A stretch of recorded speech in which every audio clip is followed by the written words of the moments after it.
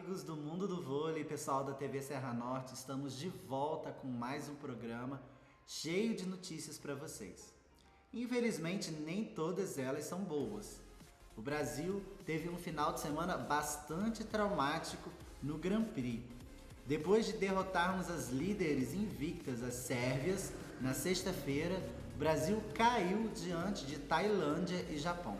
Pois é, resultados inesperados que colocaram em xeque a classificação do Brasil para a próxima fase da competição.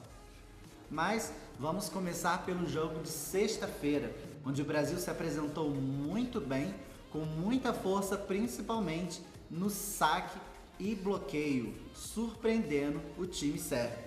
Pois é, o Brasil fez 3-0 com parciais de 26-24, 25-15, com até uma facilidade estranha, e 25-22. A Natália foi o grande destaque do time com 16 pontos, seguido da Tandara, que fez 10. Pelas sérvias, a oposta Ana Bielica, ex-vôlei Nestlé, fez 15 pontos. Essa vitória deu muita moral para o time brasileiro, que vem vivendo de altos e baixos, e parecia ser o pontapé inicial para a virada de página da seleção no torneio.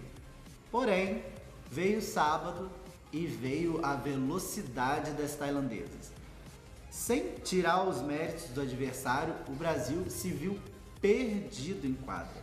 Nada funcionava, recepção, bloqueio, o ataque não conseguia colocar as bolas no chão, o saque pouco efetivo, enfim.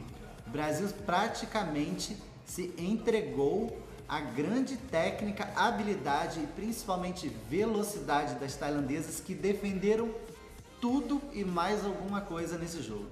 A levantadora Thongkhon, um dos destaques na posição em todo o mundo, deu um baile no bloqueio e na defesa brasileira. Pois é, galera, foi feio. 3-0 para a Tailândia, com parciais de 25-22, 25-21 e um apertado 29-27, onde o Brasil tentou uma reação, mas não foi produtivo. O sinal amarelo ficou aceso a partir desse jogo. Parece que as meninas não se adaptaram à velocidade asiática e ao volume de defesa das tailandesas, e isso preocupava, porque no dia seguinte a gente tinha o Japão, que havia derrotado as tailandesas por 3-1. No dia seguinte, o que se viu no início da partida foi uma repetição do dia anterior.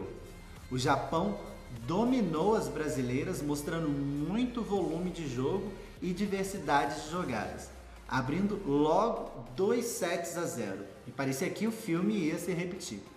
Zé Roberto tentou de tudo, mexeu na equipe e conseguiu mudar um pouco o panorama da partida. Com as entradas da central Carol e da oposta Monique, o bloqueio do Brasil começou a funcionar e a gente conseguiu, até com certa facilidade, empatar a partida em 2-2. Pois é, nessa partida o Brasil se destacou muito no bloqueio, fazendo 22 pontos. Mas nem isso segurou a equipe de mais uma derrota, dessa vez no tie-break, por 17-15. Com esse resultado, o Brasil caiu bastante na classificação e aparece agora em 7º lugar, correndo um sério risco de não se classificar para a próxima fase. Nesse jogo, Rosa Maria veio do banco e deu um show em quadra, fazendo 19 pontos, sendo seguida de perto pela Tandara com 17. Mas a atacante japonesa Risa Shinabe foi a maior pontuadora da partida, com 22 pontos. O que se viu depois desse final de semana foi uma chuva de críticas em cima da seleção brasileira, não somente das jogadoras, mas principalmente do técnico José Roberto Guimarães. Eu acho que a gente tem que fazer uma análise um pouco mais fria e racional do que está acontecendo com essa seleção. Como torcedor, eu me junto a tantos outros na tristeza de ver a seleção rendendo tão pouco dentro de quadra. Mas a gente tem que ver além disso, tem que ter uma visão um pouco diferenciada, e a gente tem que pensar que nenhuma seleção se renovou tanto nesse início de ciclo olímpico, assim como nós brasileiros. A gente perdeu uma série de jogadores que poderiam ainda estar fazendo parte da seleção por opções pessoais ou por lesões. Jogadoras essas que ainda vão se juntar ao grupo e com certeza vão dar mais qualidade ao time brasileiro. Então vamos analisar o que aconteceu principalmente nos jogos contra a Tailândia e o Japão. A gente veio de um jogo onde o Brasil venceu, se impôs contra a Sérvia, que é a líder da competição, mostrou muita força e categoria e de repente nada funcionou contra a escola asiática. E eu acho que aí reside o problema. A gente tem um time novo, é certo que algumas jogadoras já beiram os 30 anos, mas não tem a experiência internacional, então um time ainda verde internacionalmente falando e um time que na maioria, nenhuma das jogadoras tinham em momento algum enfrentado a escola asiática, que é uma escola que prima por uma diversidade muito grande de jogadas, um fundo de quadra excepcional e muita velocidade no ataque. Então o que se viu dentro de quadra foi uma seleção perdida. E aí muitos podem dizer, mas já sabia que seria assim, então o Zé Roberto deveria ter preparado melhor a seleção? Eu acredito que o Zé tenha feito isso, mas a distância da prática para a teoria é muito grande. Então as jogadoras talvez não tenham conseguido assimilar essa diferença de jogo, depois de vir do jogo da Sérvia, né, que é um jogo mais lento, com bolas mais altas, jogadoras de uma estatura extremamente elevada e muito forte fisicamente. A gente vem para um jogo extremamente veloz, de jogadoras mais baixas e extremamente habilidosas. Então é uma diferença grande e realmente perigosa. E parece que foi o que aconteceu com a seleção esse final de semana, né? Elas sentiram realmente a diferença de jogo e não conseguiram se adaptar a ele. Bom, alguns pontos que eu gostaria de destacar que realmente eu vejo que precisam ser mudados na seleção. A Natália é um grande destaque do time, talvez a única remanescente do último ciclo olímpico, porém, ela está com uma carga muito grande em cima dela. Ela sempre teve como destaque o ataque, o bloqueio, é uma ponteira de definição e ela está sendo usada hoje como uma ponteira de preparação, né, onde ela é muito exigida na sua recepção, que nunca foi o seu forte.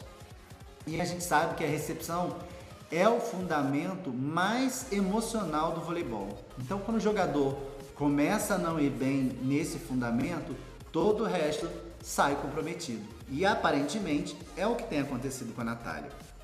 Segundo ponto, ainda falando da Natália, que foi escolhida para ser a nova capitã da seleção brasileira. Em todos os jogos que eu assisti até agora, desse novo ciclo olímpico, em nenhum deles eu a vi comandando a equipe, puxando o time para si, né? Parece que não é uma característica dela, eu acho que isso tem que ser revisto o mais rápido possível. Eu acho que a gente tem jogadoras que têm essa característica de serem mais enérgicas, de puxarem mais o jogo, como a própria Denise, que é uma jogadora experiente e poderia de repente fazer essa função. E eu acho que isso tudo tem jogado uma carga muito grande da Natália e atrapalhado ela. E o que a gente viu esse final de semana é que o Brasil jogou bem contra a Sérvia, onde a Natália foi o destaque. Tanto contra a Tailândia quanto contra o Japão, a Natália não foi bem. E ela nos mostrou que hoje ela é o termômetro do time. Só que a gente não pode depender apenas de uma jogadora. Então, o Zé Roberto é extremamente competente. Por mais que boa parte da torcida tenha jogado a culpa em cima do técnico, ninguém é tricampeão olímpico à toa. Então, ele é competente sim. Só que a gente está num momento delicado de transição e tem que ter um pouco mais de paciência com a equipe. Bom, nessa semana o Brasil volta para casa e a gente vai jogar em Cuiabá, onde nós enfrentaremos a Bélgica no próximo dia 20, a Holanda no dia seguinte e no dia 23 a temida seleção dos Estados Unidos. São 3 jogos vitais onde o Brasil precisa vencer para não depender de resultados e se classificar para a próxima etapa. Difícil? Bastante difícil. Impossível não, porque nós temos qualidade técnica e jogadoras e principalmente uma comissão técnica capacitada que pode conseguir esse resultado. Então a gente tem que acreditar, tem que dar esse crédito e deixar um pouquinho as críticas de lado, buscando apoiar a nossa seleção nesse momento que realmente é bastante difícil. Como a gente já falou, o Brasil caiu para a 7ª posição, mas está todo mundo muito próximo. Por exemplo, a Sérvia tem 15 pontos em primeiro, a Holanda empatada com 15 em segundo, Estados Unidos com 13, em quarto vem Itália e China com 10 pontos e depois Japão, Brasil e Rússia com 9 pontos. Coisa pode acontecer até dependendo de outros resultados, né, que vão acontecer nessa semana. Então a gente deve acreditar, vamos deixar um pouquinho realmente as críticas de lado e vamos ser torcedores conscientes para darmos força para a nossa seleção. Eu acredito e acho sim que a gente vai se classificar. Força para as meninas aí que vão jogar em casa e eu espero que o povo de Cuiabá lote o ginásio para dar aquela força para nossa garotada. Bom, agora a gente vai dar um pulinho no saque rápido. E no saque rápido de hoje a gente tem duas notícias bem legais e somente do vôlei feminino. Aliás, o programa hoje tá recheado da mulherada, então para quem gosta, fica ligadinho aí. Bom, a gente vai falar agora que vai começar a Copa São Paulo. Pois é, a Federação Paulista divulgou a tabela da competição que esse ano vai ser um quadrangular entre Esporte Clube Pinheiros, SESI São Paulo, Rinodê Barueri e Vôlei Bauru. Os jogos vão acontecer nos dias 28 e 29 desse mês. No dia 28, na sexta-feira, às 19h30, o Esporte Clube Pinheiros enfrenta as Novatas de Barueri. Pela chave B, no mesmo dia, às 18 horas, o SESI São Paulo pega o Bauru. A final vai ser disputada no dia 29, às 18 horas, entre o vencedor da primeira chave contra o vencedor da segunda.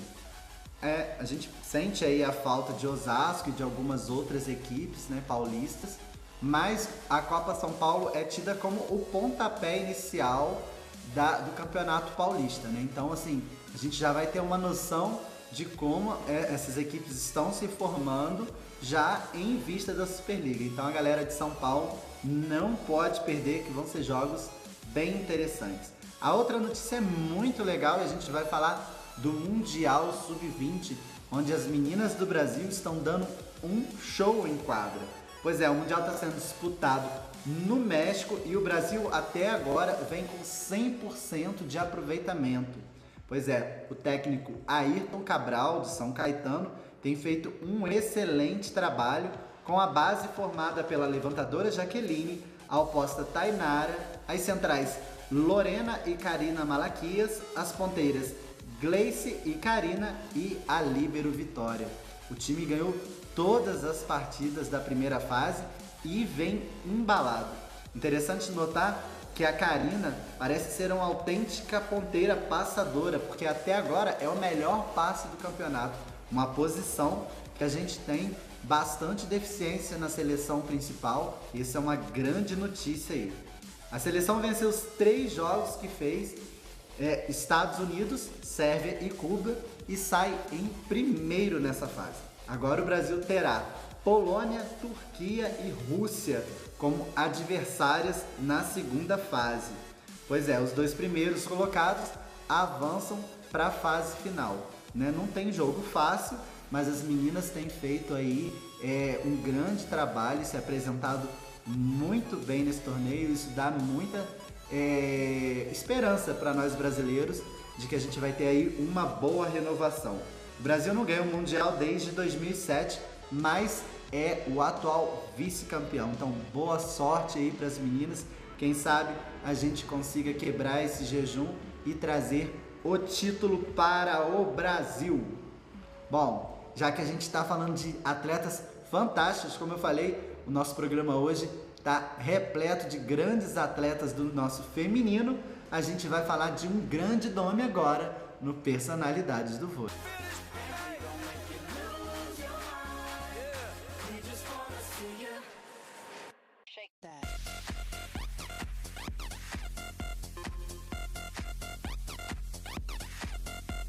Márcia Fu iniciou a carreira aos 12 anos e com 13 anos já jogava pelo Esporte Clube Juiz de Fora. Depois integrou a equipe do tradicional Minas Tênis Clube de Belo Horizonte. Mais tarde, transferiu-se para São Paulo em 1989 para defender o time da Sadia, conquistando o Campeonato Brasileiro e Sul-Americano de Clubes. O seu desempenho rendeu-lhe a convocação no mesmo ano para a Seleção Brasileira de Voleibol Feminino, para disputar o Campeonato Mundial de Vôlei Feminino Sub-20 de 1987, no qual sagrou-se campeã, repetindo o feito no ano de 1989. Deixou a seleção brasileira em 1996, após a Olimpíada de Atlanta.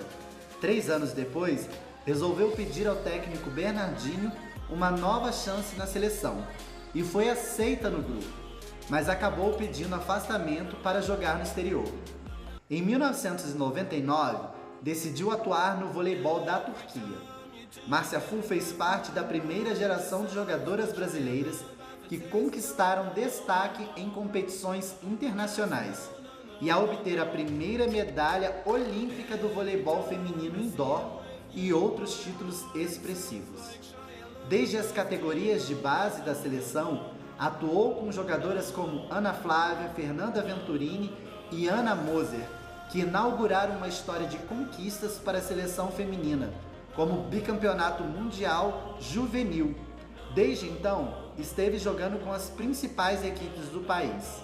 Participou das campanhas brasileiras na Olimpíada de Seul, 1988, Olimpíadas de Barcelona, em 92, Atlanta, em 96, no Pan-Americano de Havana, de 91, São Paulo, em 1994, algumas edições do Campeonato Sul-Americano e da Copa do Mundo de Voleibol Feminino, além de brilhar em edições do Grand Prix. Após deixar o Vasco da Gama no final da temporada 2001-2002, descobriu ter um câncer na bexiga, mas recuperou-se prontamente e dedicou-se à carreira política, onde foi secretária de esportes da Prefeitura de Juiz de Fora.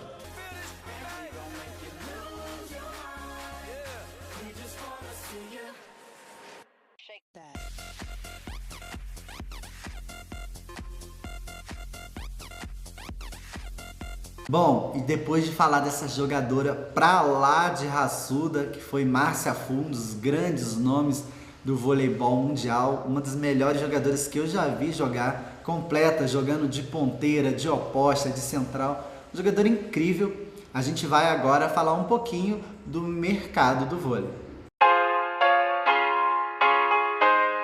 A gente começa falando do Pinheiros. O Pinheiros apresentou essa semana a sua nova equipe com 2 novidades muito bacanas. Primeiro, a chegada da multinacional Colgate, que volta ao voleibol patrocinando a equipe. A equipe que está sendo muito bem montada, um time bastante interessante, também trouxe um novo reforço. A equipe repatriou a ponteira oposta Yves Namarra, que estava jogando no Le Canet da França. Pois é, a equipe parece que vem forte e a curiosidade é que Colgate, é o grande adversário do Dentil fora das quadras, São 2 marcas concorrentes que agora vão bater de frente também nas quadras de vôlei brasileiro. Então aí uma boa sorte para o Pinheiros com essa nova parceria, essa nova equipe, e que eu acho que vai dar realmente muitas alegrias para o seu torcedor. Bom, em programas passados a gente já tinha falado do convite do Zé Roberto à ponteira oposta Skoronska, a polonesa Skoronska, grande atleta do voleibol mundial, dela vir conhecer o projeto de Barueri e o interesse do Zé em contratá-la para fazer parte da equipe. Pois é, depois de já ter treinado 2 vezes com o brasileiro, Skoronska tem um grande apreço pelo treinador e não pensou 2 vezes. Segundo a própria Skoronska, ela fechou os olhos e comprou a passagem e já está no Brasil treinando em Barueri. Ela falou que a estrutura é muito bacana, muito profissional, ela está se sentindo em casa muito bem acolhida, não só pela comissão técnica, mas também pelas jogadoras, mas ainda não definiu o seu futuro. Segundo a própria, Ela quer primeiro se recuperar da cirurgia que ela passou no joelho, está 100%, para depois sim definir o seu futuro. O mundo do vôlei torce bastante para que ela realmente feche com Barueri e a gente tenha mais uma estrela do voleibol mundial jogando na nossa Superliga. Bem, galera, depois desse mundo de informações do voleibol feminino, a gente fica por aqui. E eu espero vocês de novo na semana que vem, hein? Então, um beijo grande e até lá!